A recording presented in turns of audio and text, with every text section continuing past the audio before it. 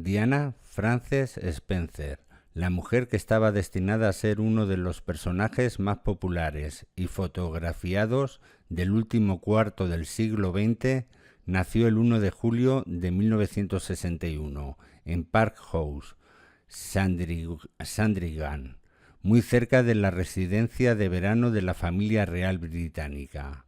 Diana era la tercera hija, después de Jane y Sarah, de la aristocracia, pareja formada por el octavo conde Spencer, Edward John Spencer, de 37 años, y Frances Ruth Burke Rose, de 25. La llegada de Diana fue recibida con cierto disgusto, ya que sus padres deseaban un varón, y ni siquiera pensaron un nombre para una niña antes de su nacimiento, porque no contemplaban ni por asomo aquella posibilidad.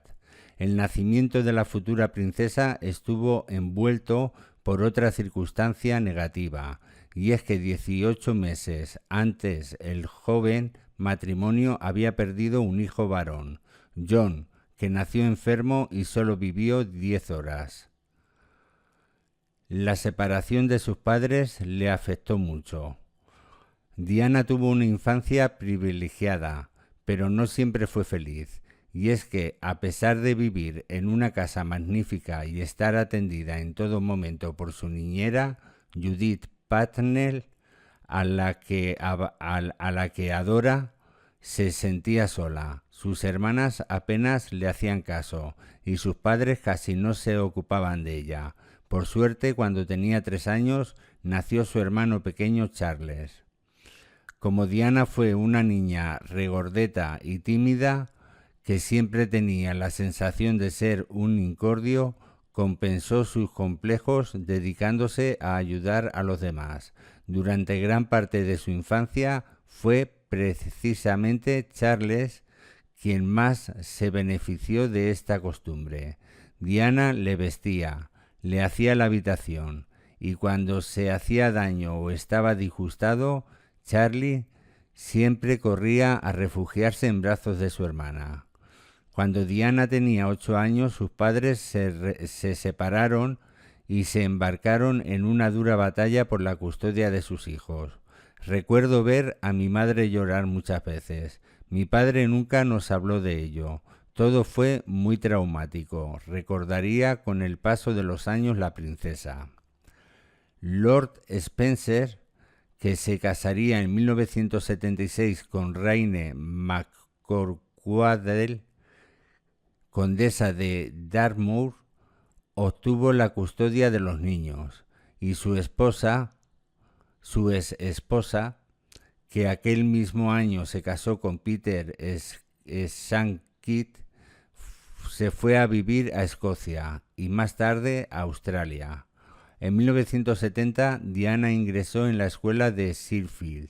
3 años más tarde entró en la residencia femenina de Riverwalk y en 1976 sería trasladada al internado elitista de West Heath, en el condado de Kent, donde permaneció hasta los 16 años.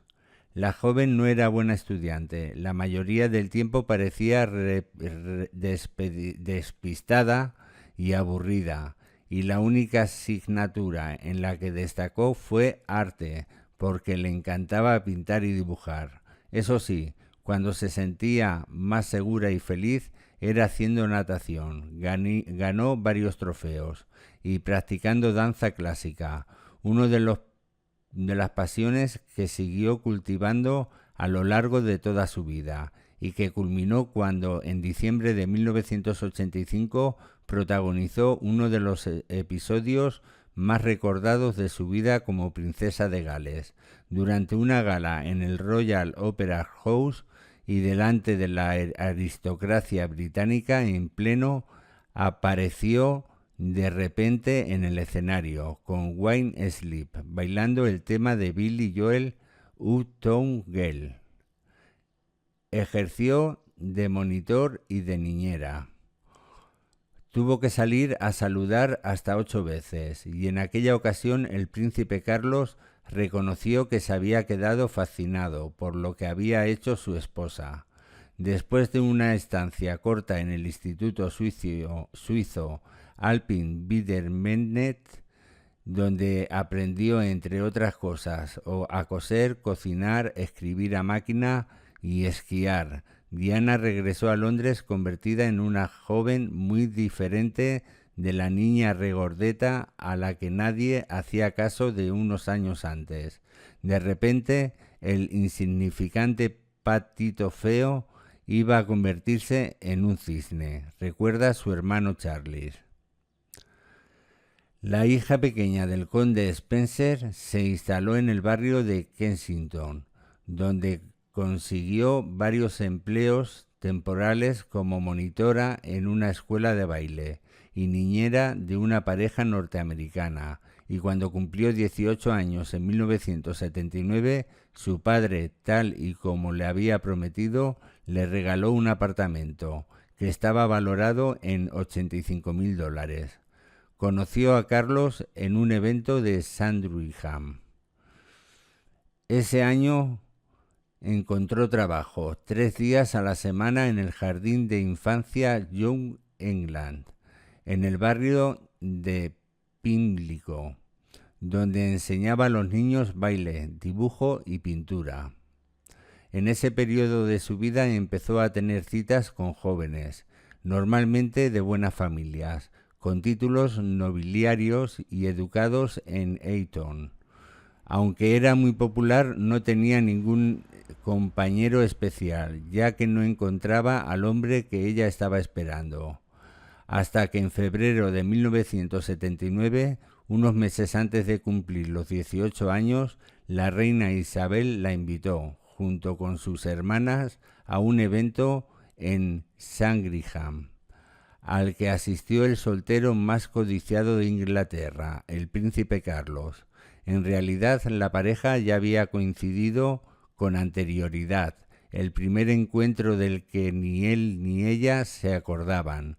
Fue durante el verano de 1965, cuando Carlos, de 15 años, y Diana, de 4, fueron a una fiesta infantil en Sandringham.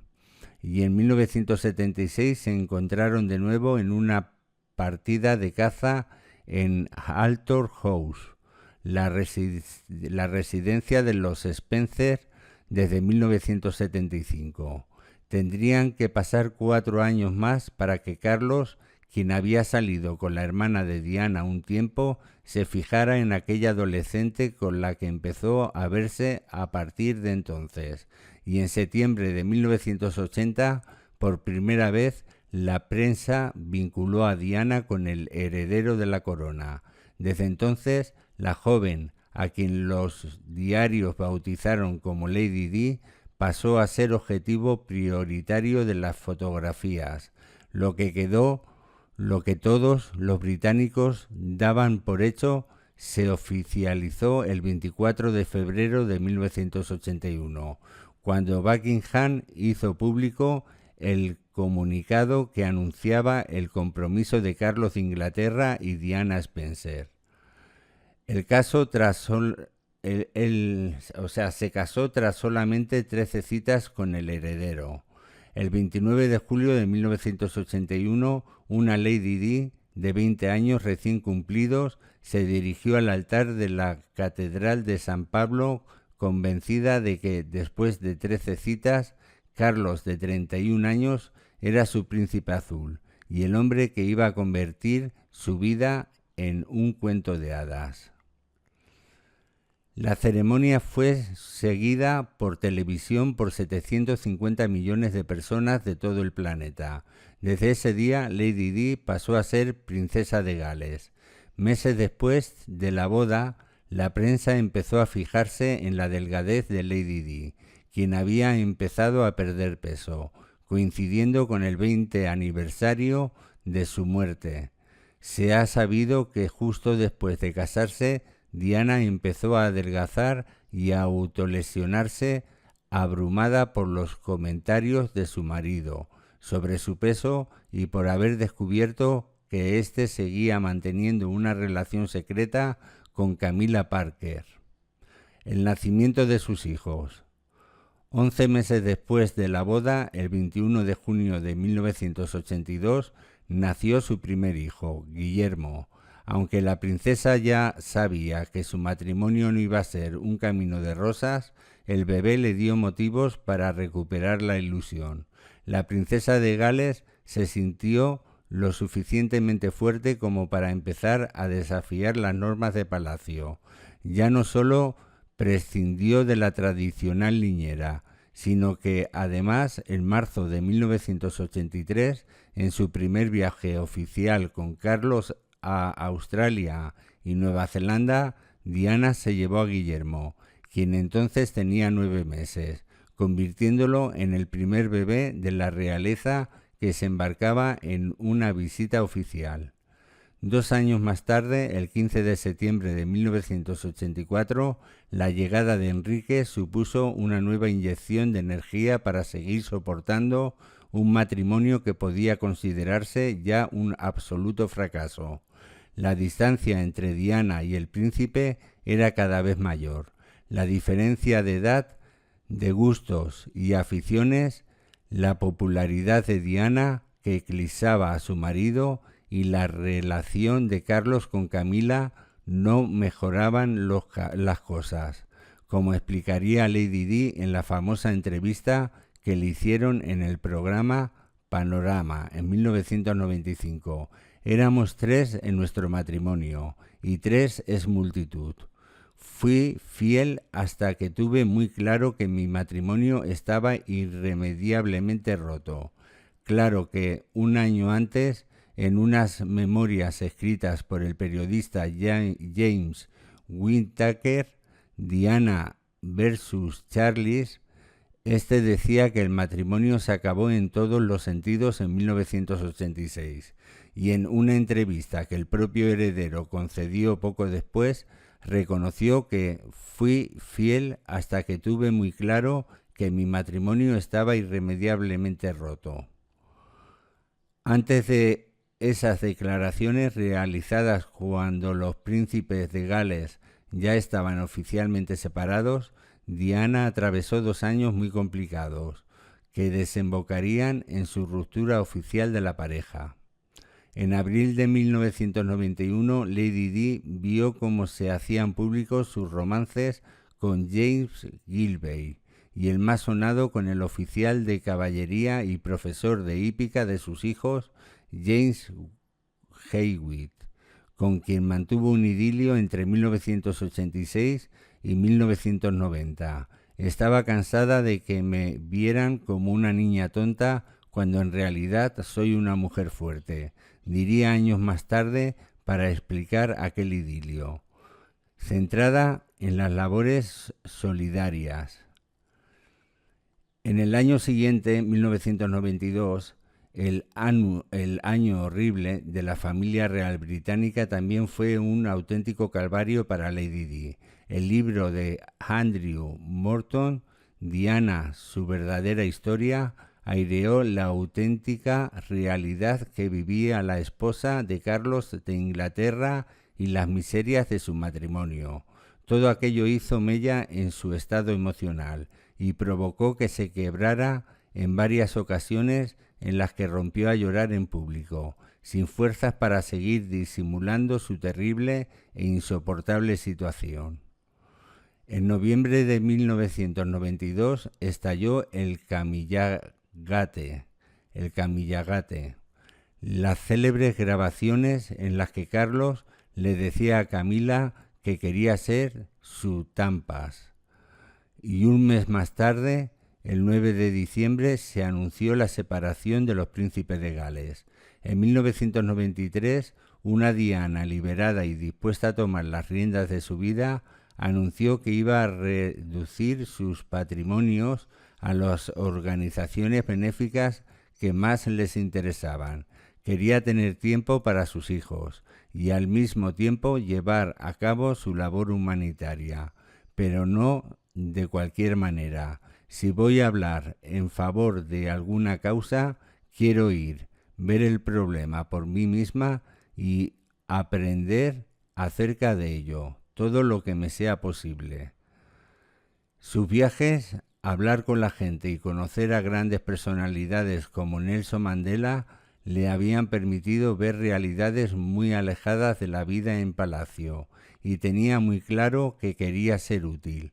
Por eso se involucró en muchas causas y apoyó la lucha contra el SIDA, el cáncer, los niños enfermos, las víctimas de guerra, los jóvenes sin hogar y, en definitiva, a cualquier persona que estuviera en situación de vulnerabilidad. Eso le hacía sentirse fuerte. Nada me ha aportado más felicidad que tratar de ayudar a quien más lo necesita. Es un objetivo moral y también una parte esencial de mi vida, dijo más de una vez. Uno de sus mayores compromisos fue, sin duda, la lucha contra el SIDA. En 1987, cuando estrechó la mano de un paciente seropositivo en el Hospital Middlesex de Londres, un especialista declaró: un apretón de manos de la princesa vale por cientos de miles de nuestras palabras. En varias ocasiones visitó a la madre de Teresa de Calcuta. Fue invitada de honor en galas benéficas de Hollywood, que lograban récord de recaudación con su presencia. La vimos atravesando campos de minas antipersona, siendo embajadora de la Cruz Roja, y en diciembre de 1995 explicó que solía dedicar 3 o 4 noches a la semana a visitar a enfermos en hospitales londinenses. Precisamente en 1996 asistió en Grecia al funeral de Yanis Kalibiotis, un joven de 28 años que murió de SIDA y al que conoció en 1994 en una de estas visitas nocturnas. Esos gestos no pasaron inadvertidos para algunos políticos, y 2 años antes de su muerte recogió las manos de Henry Kissinger en Humanitarian Award. Todo estaba destinado a hacer realidad algo que ella misma dijo: no creo que sea reina, sin embargo me gustaría convertirme en la reina de corazones de este país. El cirujano Hasnat Khan, el gran amor de su vida. En 1995 conoció al que muchos consideran el gran amor de su vida, el cirujano Hasnat Khan. Diana les confesaba a sus grandes amigas Rosa Monckton y Annabel Goldsmith y Lucía Flecha de Lima, que vivía pensando en sus llamadas telefónicas y que admiraba el trabajo que llevaba a cabo. Todo parecía ir viento en popa, y más cuando en agosto de 1996 afirmó el divorcio de Carlos, convirtiéndose en una mujer libre. Pero aunque viajó a Pakistán a conocer a la familia de Hasnat, este decidió no continuar temiendo perder su privacidad y anonimato si se casaba con un personaje como Diana. Era junio de 1997. Dolida por su ruptura, la princesa decidió poner tierra de por medio e irse de vacaciones con Guillermo y Enrique. Su primera opción fueron los Hamptons de Nueva York, pero los servicios secretos de Buckingham no lo consideraron seguro, así que aceptó la invitación de Mohammed Al-Fayed para ir a su residencia de Saint-Tropez. Allí coincidió con Dodi, y después de que sus hijos viajaran a Escocia para estar con su padre, fue a pasar unos días con él, a bordo del Chronicle. El 30 de agosto la pareja se trasladó a París y fueron a cenar al Ritz.